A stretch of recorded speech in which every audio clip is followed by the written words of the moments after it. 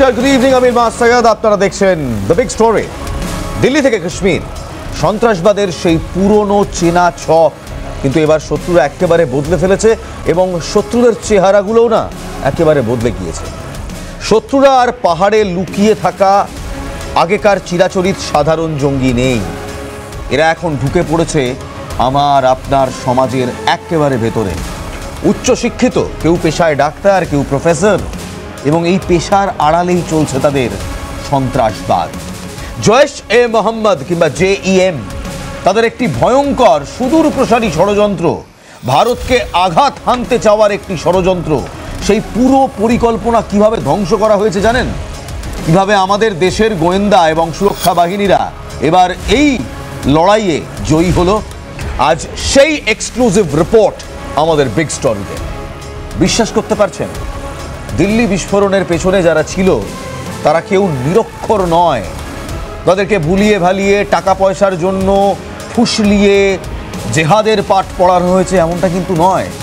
তারা ছিল একেবারে সমাজের মাথায়, মানে ওই যে ক্রিম ডেলা ক্রিম বলি, সমাজের একেবারে উচ্চ লেয়ার, সেই উচ্চ বৃত্তের ভেতরেই তাদের ঘোরাফেরা। ডাক্তার এবং প্রফেশনালস, পেশাদার। ফরিদাবাদের একটি নামী বিশ্ববিদ্যালয়ের ভেতর, আল ফালাহ বিশ্ববিদ্যালয়ের ভেতর বসে এই ভয়ঙ্কর প্লটটা চলছিল। এই হোয়াইট কলার মডিউলটির আসল পরিচয় কি জানেন? হরিয়ানার ফরিদাবাদের আল ফালাহ ইউনিভার্সিটির বেশ কয়েকজন ডাক্তার সরাসরি জৈশ-এ মোহাম্মদের এই মডিউলের সঙ্গে জড়িত। প্রশ্ন হলো, জৈশ-এ মোহাম্মদ ভারতীয় একটি ইউনিভার্সিটি, আল ফালাহ ইউনিভার্সিটি, তার ভেতর ঢুকলো কিভাবে? এই মডিউলটি বিপুল পরিমাণে বিস্ফোরক মজুত করছিল, এতদিনে আপনারা জেনে গেছেন। এদের মধ্যে ছিলেন ডাক্তার মুজাবিল শাকিল এবং ডাক্তার আদিল আহমেদ রাখা। এরা জঙ্গি, জৈশ-এ মোহাম্মদের জঙ্গি। কিন্তু এদের মধ্যে সবচেয়ে ভয়ঙ্কর যিনি, তিনি একজন চিকিৎসক এবং তিনি একজন মহিলা। তার সঙ্গীরা তাকে ডাকতো লেডি সার্জন নামে। এই যে লেডি সার্জন, এই ভয়ঙ্কর নামেই তিনি জৈশ-এ মোহাম্মদ জঙ্গি সংগঠনের মধ্যে পরিচিত। কে এই মহিলা? তার পরিকল্পনা কি ছিল? এই মহিলা একজন চিকিৎসক, তার নাম শাহিন শহীদ। ডাইরেক্ট মাসুদ আজহারের বোন সাজিয়া সাদিদের কন্ট্যাক্ট। আল ফালাহ বিশ্ববিদ্যালয়ের এই চিকিৎসকই ছিলেন ষড়যন্ত্রের অন্যতম প্রধান মুখ। ষড়যন্ত্রের কথা আপনাদের সবাই বলেছে। ইনি ছিলেন মাস্টার মাইন্ড। ইনি কি কি করেছেন জানেন? গা শিউরে উঠবে। আজকে সেই কথাগুলোই বলবো, এই আল ফালাহ ইউনিভার্সিটির কথাগুলোই বলবো। শেষ অবধি থাকবেন, অনেক নতুন তথ্য পাবেন। তদন্তকারীরা বলছে এই বিশ্ববিদ্যালয়ের 17 নম্বর বিল্ডিংয়ের 13 নম্বর ঘরে, সেই ঘর, এই ইউনিভার্সিটির 17 নম্বর বিল্ডিংয়ের 13 নম্বর ঘরে বসে দিল্লি হামলার নীল নকশা কিংবা ব্লুপ্রিন্ট তৈরি করেছিলেন এই লেডি ডক্টর। এই মডিউল শুধু দিল্লি নয়, একাধিক হামলার ছক কষেছিল। একাধিক শহরে একাধিক নাশকতার হামলার ছক ছিল। কেন এই হামলা? কেন ডাক্তাররা জঙ্গি হলো? এর কারণ লুকিয়ে আছে সীমান্তের ঠিক ওপারে, পাকিস্তানে। আসলে ভারতীয় বাহিনীর অভিযান যখন জৈশ-এ মোহাম্মদের ভওয়ালপুরের হেডকোয়ার্টারকে একেবারে ভেঙে গুড়িয়ে দিল, অপারেশন সিঁদুর, তখন প্রতিশোধ নিতে এই রেড ফোর্ট কার ব্লাস্ট এর পরিকল্পনা করা হয়েছিল। যেটা আমরা দেখেছি সেটা একটা প্যানিক ব্লাস্ট। পরিকল্পনা ছিল একাধিক শহরে এরকম আরও সাংঘাতিক ব্লাস্ট করার। রেড ফোর্টের কাছে হওয়া এই গাড়ি বোমা বিস্ফোরণ বেশ কয়েকজনের প্রাণ নিয়েছে, 12 জনের, প্রায় 30 জন আহত। এই হামলার পেছনে ছিল জৈশ-এ মোহাম্মদ, এটা প্রমাণিত। শুধু তাই নয়, গোয়েন্দা রিপোর্ট বলছে এই জঙ্গি মডিউলকে একেবারে নিয়ন্ত্রণ করতো কোথা থেকে জানেন? তুর্কি থেকে। তুর্কি থেকে, তুরস্ক থেকে এই জঙ্গি মডিউলকে নিয়ন্ত্রণ করা হতো এবং আফগানিস্তানে লুকিয়েছিল এই জঙ্গি মডিউলের হ্যান্ডলাররা।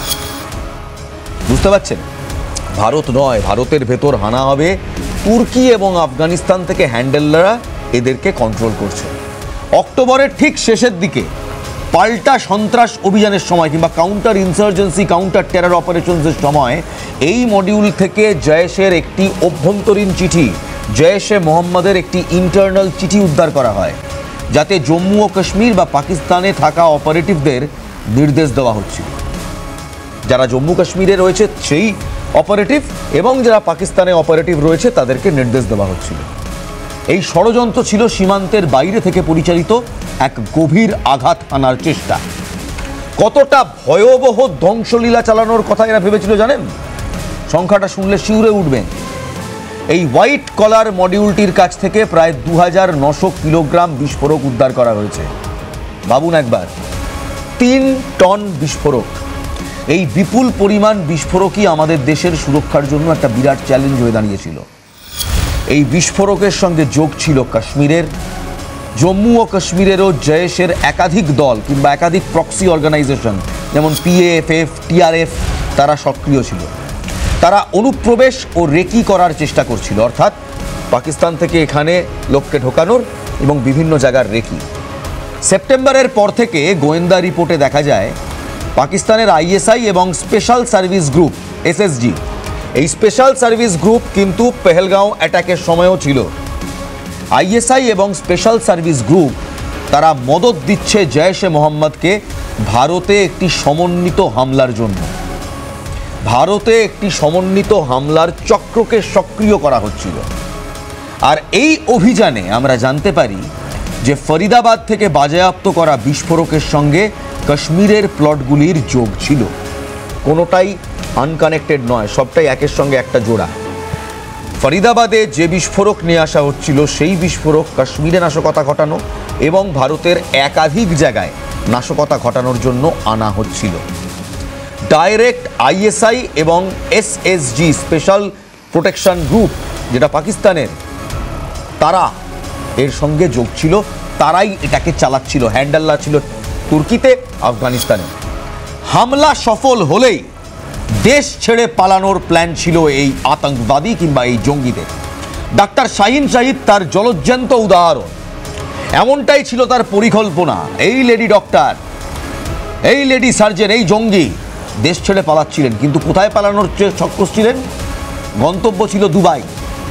ভারতীয় এজেন্সিরা তদন্ত করে জানতে পেরেছে যে ইনি ছক্কসে ছিলেন দুবাই পালিয়ে যাওয়ার। এবং কিভাবে এই পলানোর পথ আটকে দিল ভারতীয় এজেন্সি, সেটাই কিন্তু অ্যাকচুয়াল স্টোরি, আসলবাজি।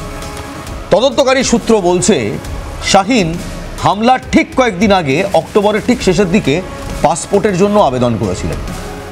ঠিক তার 7 দিন আগে, নভেম্বরের 3 তারিখ, ফরিদাবাদের ধৌজা থানা থেকে, বিস্ফোরণের 7 দিন আগে নভেম্বরের 30 তারিখ, ফরিদাবাদের ধৌজ থানা থেকে পুলিশ পাসপোর্ট এবং ভিসা যাচাই করার জন্য আল ফালাহ বিশ্ববিদ্যালয়ে গিয়েছিলেন। ফ্ল্যাট নাম্বার 32A, 13 নম্বর বিল্ডিংয়ের 32 নম্বর ফ্ল্যাট। সেখানে গিয়ে পুলিশ কর্মীরা তার তথ্য পরীক্ষা করেন এবং নথির প্রতিলিপি এবং ছবি তুলে নেন। খেলাগুলো গেল ঠিক এখানেই। শাহিনের হাতে সময় ছিল খুব কম, কিন্তু দেশ ছাড়ার প্রক্রিয়া আটকে গেল। আর তার জেরেই ধরা পড়ে গেলেন এই লেডি সার্জন। বিস্ফোরণের ঠিক আগের দিন 9 নভেম্বর শাহিন এবং আরও এক ডাক্তার মুজাম্মিলকে আল ফালাহ থেকেই গ্রেফতার করা হয়। যদি পাসপোর্ট ছাড়ের সবুজ সংকেত তার আগে মিলত, তাহলে কি ভাবতে পারতো বুঝতে পারছেন? এরা সব পগার পার হয়ে যেত, দেশ ছেড়ে পালিয়ে যেত। কারণ এরা কেউ আত্মঘাতী হামলাটা করতো না, এরা প্ল্যান করে দেশ থেকে কেটে পড়ত। ঠিক যখন এই শাহিন পাসপোর্টের আবেদন করেন এবং পাসপোর্ট অফিসাররা গিয়ে ভেরিফিকেশন করেন, ভেরিফিকেশন ফাইল তৈরি হয়, তখনই তাদের সন্দেহ হয় কিছু একটা গণ্ডগোল রয়েছে। তাই সমস্ত কিছু ভেরিফিকেশন হয়ে যাওয়ার পরেও পাসপোর্ট ছাড়ের গ্রিন সিগন্যাল কিংবা সবুজ সংকেত পাসপোর্ট অফিস দেয়নি। তারা এই ফাইলকে এজেন্সির কাছে পাঠিয়ে দেয়। এজেন্সি তখন চারদিকে খোঁজ খবর নিয়ে একের সঙ্গে আরেক সূত্র জুড়ে এদেরকে 9 তারিখ গ্রেফতার করল। সূত্রের খবর, পাসপোর্ট ভেরিফিকেশন রিপোর্ট তৈরি হয়ে গিয়েছিল, কিন্তু এই কারণেই সবুজ সংকেত দেওয়া হয়নি। আর এই প্রক্রিয়া আটকে থাকার ফলেই শাহিনের দেশ ছেড়ে পালানোর পরিকল্পনা ভেস্তে যায়। যখন বিস্ফোরণের পর তার ফোন এবং তার নথি বাজেয়াপ্ত করা হয়, তখন ভিসার আবেদন এবং অসম্পূর্ণ ভেরিফিকেশনের বিষয়টি প্রকাশ্যে আসে। আর এই প্রমাণই আমাদের গোয়েন্দাদের নিশ্চিত করে দেয় যে বিস্ফোরণের পরেই ডাক্তার শাহিন, এই জঙ্গি, দেশ ছেড়ে পালানোর ছক একেবারে কষে নিয়েছিলেন এবং তিনি যাচ্ছিলেন সরাসরি দুবাইতে। এ তো গেল জঙ্গি শাহিনের কথা। এবার আসুন বিশ্ববিদ্যালয়, আল ফালা বিশ্ববিদ্যালয়। ভাবুন তো, কোনো বিশ্ববিদ্যালয়ের লকারে AK-47, তার ল্যাবরেটরিতে বিস্ফোরক বানানো হচ্ছে, তার ক্যাম্পাসের ভেতর বসে একজন মৌলানা জেহাদের পাঠ দিচ্ছে এবং স্থায়ীভাবে থাকছে। কিভাবে সম্ভব? যে বিশ্ববিদ্যালয় এত ভয়ানক কাজের কেন্দ্রস্থল হয়ে উঠল, সেই আল ফালা ইউনিভার্সিটির ভূমিকা ঠিক কত এবং কি? বিশ্ববিদ্যালয়ের কর্তৃপক্ষ দায় অস্বীকার করেছে, ঠিক, কিন্তু তাদের ভেতরের রুম 13-এ সেখানে বসে এত বড় হামলার প্ল্যান হচ্ছিল, তা কর্তৃপক্ষ গুণাক্ষরেও জানতো না, টের পেল না। একজন মৌলবি বসে এই আল ফালা ইউনিভার্সিটি, দেখতে পাচ্ছেন, এখানে জেহাদের পাঠ দিচ্ছে, একাধিক জঙ্গিদের সেখানে নিয়ে আসছে, কেউ কিচ্ছু টের পেল না। এখানেই তো প্রশ্ন উঠছে বিশ্ববিদ্যালয়ের আর্থিক লেনদেন নিয়ে। কেন্দ্রীয় স্বরাষ্ট্রমন্ত্রীর সভাপতিত্বে একটি উচ্চ পর্যায়ের পর্যালোচনার পরে এই বিশ্ববিদ্যালয়ের আর্থিক রেকর্ড এবং লেনদেনের একটি ফরেনসিক অডিট করার নির্দেশ দেওয়া হয়েছে। এনফোর্সমেন্ট ডিরেক্টরেট কিংবা ইডি, যে ইডির কথা প্রায়ই আপনারা বাংলায় শুনে থাকেন, সেই ইডি, তাদেরকে নির্দেশ দেওয়া হয়েছে যে এই টাকার পথ খুঁজে বার করতে হবে, যাতে কোনো সন্দেহজনক বা অবৈধ আর্থিক কার্যকলাপের সঙ্গে সন্ত্রাসবাদের যোগসূত্র পাওয়া যায়। এছাড়াও ভারতের ইকোনমিক অফেন্সেস উইং দিল্লি পুলিশের এবং ন্যাশনাল ইনভেস্টিগেশন এজেন্সি কিংবা এনআইএ, তারাও কিন্তু সমান্তরাল তদন্ত চালিয়ে যাচ্ছে। তদন্তকারীরা এই মুহূর্তে খতিয়ে দেখছে দুটো জিনিস: শিক্ষার জন্য বরাদ্দ টাকা কি জমি অধিগ্রহণ বা অসংশ্লিষ্ট কর্পোরেট বিনিয়োগ বা সন্ত্রাসবাদী কার্যকলাপে সরিয়ে দেওয়া হয়েছিল। বিশ্ববিদ্যালয়ের চ্যান্সেলর এবং ম্যানেজমেন্টের অতীতের একাধিক কোম্পানির সঙ্গে যোগ রয়েছে। পুরনো ট্রাস্টের অ্যাকাউন্টগুলো থেকে অভিযুক্ত ডাক্তার বা জঙ্গি মডিউলগুলোতে টাকা গিয়েছিল কিনা, সেই সব এখন ইডির স্ক্যানারে। এই ঘটনার পর এই বিশ্ববিদ্যালয়ে চরম সমালোচনার মুখে পড়ে। অ্যাসোসিয়েশন অফ ইন্ডিয়ান ইউনিভার্সিটিজ আল ফালা ইউনিভার্সিটির সদস্যপদ স্থগিত করে দিয়েছে। মিথ্যা অ্যাক্রেডিশন দাবির জন্য শোকজ নোটিশও জারি করা হয়েছে। এই ঘটনা প্রমাণ করছে যে দেশের সুরক্ষার কাছে কেউ বা কোনো ইনস্টিটিউশন বড় নয়। এই আল ফালা ইউনিভার্সিটি, তার ভেতর জঙ্গি মডিউল চলছে, সেখানে বসে একজন মৌলবি সন্ত্রাসের পাঠ পড়াচ্ছে, সেখানে বসে একজন হামলার নকশা কাটছে, আর কেউ কিচ্ছু জানছে না, গুণাক্ষরেও টেক পাচ্ছে না। এমনটাও হয়। আমরা দেখেছি কিভাবে আমাদের গোয়েন্দারা জয়েশের মূল মডিউলকে একেবারে বেনাকাব করেছে। জৈশ এ মোহাম্মদের মূল মডিউলটিকে একেবারে ধরে ফেলেছে। কিন্তু সব প্রমাণ তো একসাথে ধরা পড়ে না। ফরিদাবাদ থেকে বাজেয়াপ্ত করা সেই বিশাল বিস্ফোরকের ভান্ডার, যেটা ধ্বংসের জন্য পাঠানো হয়েছিল কাশ্মীরে, বিশ্বাস করুন, হঠাৎই আজ সকালে সেখানে ঘটল এক ভয়াবহ ঘটনা। দেখুন, শ্রীনগরের নৌগাম পুলিশ স্টেশনে আচমকা এক বিকট বিস্ফোরণ। এই আওয়াজটা আমরা শুনেছি, আপনারা শুনলে আঁতকে উঠবেন। শুনুন।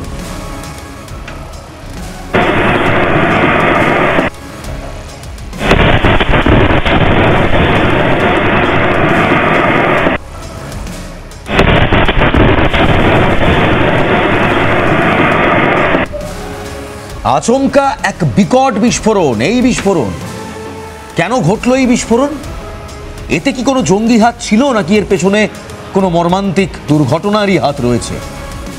আমরা ফিরে আসব, কিন্তু তার আগে আপনাদের জানিয়ে রাখি, একটা ছোট্ট বিরতির সময় হয়ে গিয়েছে। একটা ছোট্ট বিরতি নেব, বিরতির পর ফিরে আসছি। 1 মিনিটের বিরতি, কোথাও যাবেন না, কারণ এই নৌগ্রামের বিস্ফোরণ সাদা চোখে মনে হচ্ছে অ্যাক্সিডেন্ট, কিন্তু হঠাৎ করে এই বিস্ফোরণের পরে পরে জৈশ এ মোহাম্মদ লিঙ্কড একটা টেরর গ্রুপ PAFF, তারা দায় স্বীকার করলো কেন? কি হয়েছিল? নৌগ্রামের সেই থানার কম্পাউন্ডে একটি গাড়ি মজুদ ছিল। সেই গাড়ির ভেতর কি আইডি ছিল? নৌগ্রামের সেই বিস্ফোরণ, নৌগ্রাম থানায় আজকে যা বিস্ফোরণটা হয়েছে, ভিজুয়ালস প্লিজ, ভিজুয়ালস নিয়ে আসবো, দেখুন আরেকবার। সেই বিস্ফোরণের বিকট শব্দটা একবার শুনুন, প্রাণ চমকে যাবে। এই বিস্ফোরণ শুনছেন, এটি কোনো জঙ্গলি হামলা ছিল না, বরং ছিল একটি অ্যাক্সিডেন্ট, এক মর্মান্তিক দুর্ঘটনা। নৌগ্রামের এই বিস্ফোরণ, পুলিশ বলছে মর্মান্তিক দুর্ঘটনা। পরিবার থেকে বাজেয়াপ্ত করা সেই বিস্ফোরকের নমুনা পরীক্ষা ও স্থানান্তরের সময় এই বিস্ফোরণ ঘটে। এই ঘটনায় মারা যান মিনিমাম 9 জন এবং আহত হয়েছেন 32 জন। অফিসিয়াল সোর্সেস এখনো নেই। বেশিরভাগই ছিলেন পুলিশকর্মী এবং ফরেন্সিক অধিকর্তারা, যারা প্রমাণ সংগ্রহের কাজ করছিলেন। দেখুন দর্শক, আমাদের নিরাপত্তা কর্মীরা কতটা ঝুঁকি নিয়ে কাজ করেন ভাবুন, দেখুন, আপনারাই দেখুন। এই দুর্ঘটনা প্রমাণ করে দিল ফরিদাবাদের মডিউলটি কতটা মারাত্মক বিস্ফোরক মজুত করে রেখেছিল। ডক্টর শাহিন সঈদ, লেডি সার্জন, তাকে নিয়ে আরেকটি তথ্য তদন্তকারীরা ভাবাচ্ছে এবং ভাবছে। আল ফালাহ ইউনিভার্সিটির এক সূত্র একটি বৈদ্যুতিন সংবাদ মাধ্যমকে জানিয়েছে, শাহিন নাকি অনেকের কাছেই রোজ বিকেল 4টের সময় আসল কাজ, কোট আনকোট অ্যাকচুয়াল কাম কিংবা আসল কাজ করার কথা উল্লেখ করতেন। এই আসল কাজটা কি? সেই 4টের পর সেই আসল কাজ কি ছিল তা কেউ জানতেন না, এমনটা ইউনিভার্সিটির লোকজন বলছেন। তদন্তকারীরা এখন সেই বিকেল 4টের রহস্যভেদ করতে চাইছেন। বিকেল 4টের পর এই লেডি জঙ্গি, এই লেডি ডক্টর জঙ্গি এমন কোন আসল কাজ করতেন? বাকি কাজগুলো তাহলে নকল। তাহলে কি বিকেল 4টের সময় বসেই এই নকশা, এই ব্লুপ্রিন্ট করা হতো, নাকি বিকেল 4টের সময় ডাইরেক্টলি বাইরের দেশে বসে থাকা জয়েশের হ্যান্ডলার, তুর্কির হ্যান্ডলার, আফগানিস্তানের হ্যান্ডলারের সঙ্গে ফোনে এনক্রিপ্টেড মেসেজে যোগাযোগ করা হতো?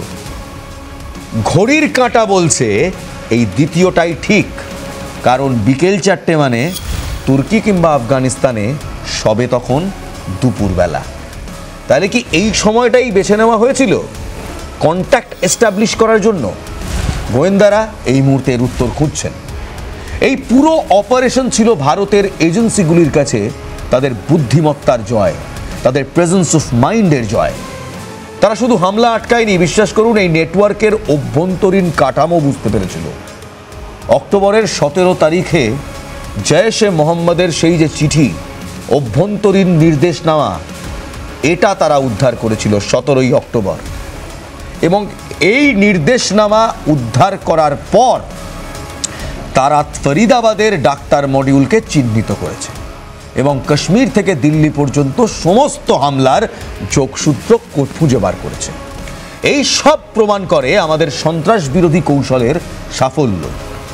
এই ঘটনার সবচেয়ে বড় শিক্ষা কি পেলাম জানেন? শিক্ষা হলো জঙ্গিবাদ এখন কেবল বন্দুক হাতে সীমান্ত পার হয়ে আসা জঙ্গিদের কাজ নয়। শিক্ষিত যুবকরা ধর্মের নামে ভুল পথে হেঁটে এখন জেহাদের নামে হাতে অস্ত্র তুলে নিচ্ছে। কিন্তু এরা কবে বুঝবে আসল জেহাদ এটা নয়? জেহাদের মানে নিজের অন্তরের শয়তানকে মারা। এইখানে নিজের ভেতরে যে শয়তানটা বসে বসে বলছে এই সমস্ত কিছু করো, এই শাহিনদের মতো শয়তান, এই ডক্টর আদিলদের মতো শয়তান, এই সন্তানদের ধ্বংস করার নামই জেহাদ। আর সত্যি যদি ভারতের জন্য কেউ জেহাদ করে থাকে সেটা আমাদের সিকিউরিটি এজেন্সি। কারণ ধর্মগ্রন্থে যে জেহাদের কথা বলা রয়েছে কিংবা ওপরওয়ালা যে জেহাদের কথা বলেছে, সেই জেহাদ ভারতের সিকিউরিটি এজেন্সি করেছে মানুষের প্রাণ বাঁচিয়ে। মানুষের প্রাণ বাঁচানোর থেকে বড় পুণ্যের কাজ হয় না। তবে এরা এসব বুঝবে না, কারণ এরা ধর্মের পাট্টাই পড়েনি। এদের মগজ ধোলাই হয়েছে, আর সেই মগজ ধোলাইয়ে আজকে কেউ মানুক আর না মানুক বলতে বাধ্য হচ্ছি, সন্ত্রাসবাদের একটা নাম দিয়ে দেওয়া হয়েছে। কোনো ধর্মেই সন্ত্রাসবাদের কথা বলা নেই, কিন্তু আনফর্চুনেটলি এই মুহূর্তে এই ধর্মের ঠিকাদাররা, যারা ধর্মের কিছুই বোঝে না, তারা একটি ধর্মের সাথে সন্ত্রাসবাদকে যোগ করে দিয়েছে। শিক্ষা হলো জঙ্গিবাদ এখন কেবল বন্দুক হাতে সীমান্ত পার হওয়া নয়। এখনকার সন্ত্রাসীরা শিক্ষিত, স্মার্ট, সমাজের ভেতরে মিশে যাওয়ার ক্ষমতা রাখে। পাকিস্তান এবং আইএসআই এর মদতে জয়েশে মোহাম্মদ তার পুরনো জঙ্গিদের মাসিক বেতন দিয়ে আবার সক্রিয় করার চেষ্টা করছে। অর্থাৎ এই যুদ্ধ সহজে শেষ হবে না। তুর্কি আর আফগানিস্তানে বসে থাকা হ্যান্ডেলারদেরও মাথায় রাখতে হবে, কারণ সেখান থেকে সমস্ত কিছু শুরু হচ্ছে। ডাক্তার, ইঞ্জিনিয়ার বা শিক্ষাবিদ, সমাজের এই সমস্ত স্তম্ভগুলো এখন সন্ত্রাসবাদের ভিত্তি হয়ে উঠছে। এখন দেশের ভেতর শত্রুকে খুঁজে বার করা আরও কঠিন হয়ে যায়। কিন্তু এই ঘটনায় গত কয়েকদিনের ঘটনাক্রমে ভারত দেখিয়ে দিল গোটা বিশ্বকে, যত বড় ষড়যন্ত্রই হোক না কেন দেশের নিরাপত্তা বাহিনীর তীক্ষ্ণ নজর এড়াতে পারবে না। ডাক্তার শাহিনের দুবাই পালানোর ছক ভেস্তে দেওয়া হয়েছে, 3 টন বিস্ফোরক বাজেয়াপ্ত করা হয়েছে। প্রত্যেকটি পদক্ষেপেই প্রমাণ করে ভারত নিরাপত্তা বলয় মজবুত করেছে, সতর্ক রেখেছে এবং জৈশের মতো আন্তর্জাতিক জঙ্গি সংগঠনের চেয়ে এক ধাপ এগিয়েই রয়েছে। এই জয়েশ মডিউলের পতন কেবল একটি সফল অভিযান নয়, এটা ভারতের দৃঢ় প্রতিজ্ঞা যে আমাদের দেশে সন্ত্রাসবাদের কোনো স্থান নেই। জয়েশের ষড়যন্ত্র এবং ভারতের জয় কিভাবে হলো তার এক্সক্লুসিভ রিপোর্ট আপনাদের দেখালাম। গর্বিত হন আপনি একজন ভারতীয়, কারণ ভারত টেররকে শেষ করতে পেরেছে। ভালো থাকবেন, ভালো রাখবেন। জয় হিন্দ।